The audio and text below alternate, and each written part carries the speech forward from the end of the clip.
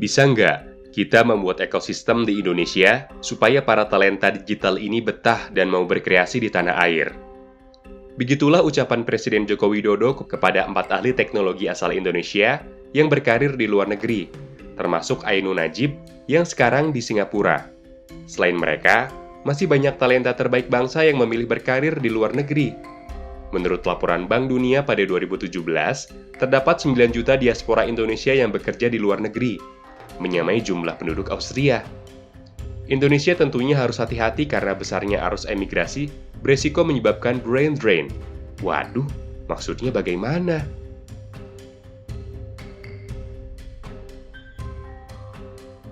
Sederhananya, brain drain adalah efek negatif dari human capital flight, fenomena di mana individu berketerampilan tinggi meninggalkan negara asal.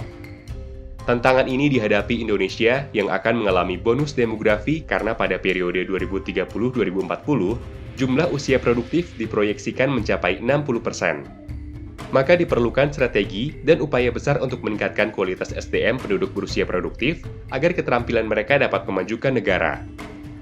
Ainun Najib bukanlah diaspora pertama yang diminta pulang.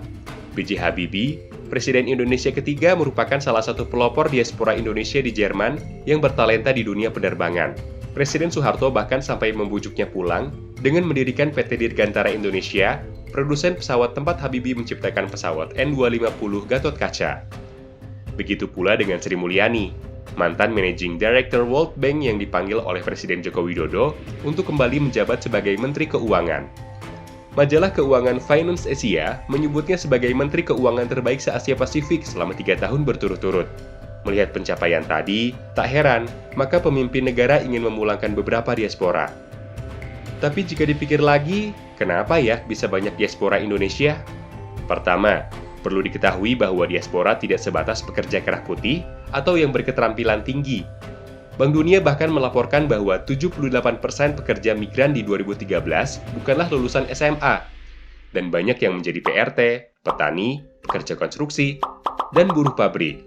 Kebanyakan dari mereka pun tersebar ke negara-negara Asia lainnya, seperti Malaysia, Arab Saudi, dan Taiwan. Keputusan berimigrasi ini seringkali didasari oleh kebutuhan ekonomi. 70% mantan pekerja melaporkan bahwa penghasilannya naik 4 kali lipat setelah berpindah. Selain itu, kualitas hidup yang lebih baik juga menjadi alasan terbesar dari warga Indonesia yang ingin pindah. Begitu juga dengan pendidikan. Sekarang, terdapat lebih dari 53.000 pelajar Indonesia yang belajar di luar negeri. Melihat data-data tadi, sudah jelas bahwa Indonesia perlu lebih gencar mengedepankan pendidikan, kesejahteraan masyarakat, dan stabilitas ekonomi nasional untuk menghindari brain drain. Mengutip obrolan Ainun Najib dengan Presiden Joko Widodo lewat YouTube Sekretariat Presiden, kuncinya terletak pada kesempatan dan stabilitas.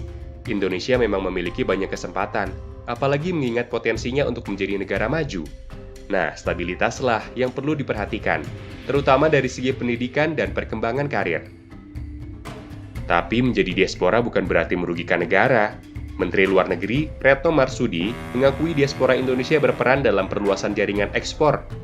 Sedangkan memulangkan diaspora secara tidak langsung dapat merugikan devisa negara. Kenapa? Karena diaspora seperti pekerja migran Indonesia menyetor 159,7 triliun rupiah ke devisa negara setiap tahunnya, setara dengan 7% dari APBN. Mantan Wakil Presiden Yusuf Kala pun beranggapan kehadiran diaspora Indonesia dapat memperkuat posisi negara secara global. Contohnya bisa dilihat dari kekuatan diaspora RRT. Negara mana yang tidak punya Chinatown? Selain mempromosikan budaya, mereka juga membantu kerjasama negara-negara dengan RRT loh. Begitu juga dengan diaspora India, yang banyak menjadi CEO di Amerika Serikat dan mempermudah kerjasama dengan negaranya.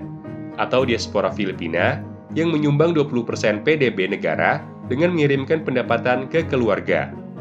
Pertanyaannya adalah, apakah demi meningkatkan kualitas SDM, negara sampai harus memulangkan diaspora?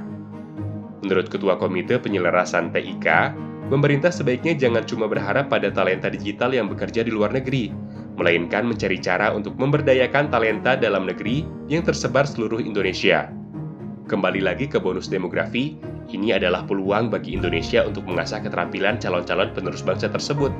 Prestasi beberapa diaspora Indonesia di ranah internasional memang patut dibanggakan, Tapi perlu diingat juga bahwa banyak anak bangsa yang berpotensi memberikan prestasi serupa jika negara membimbing dan memberi kesempatan.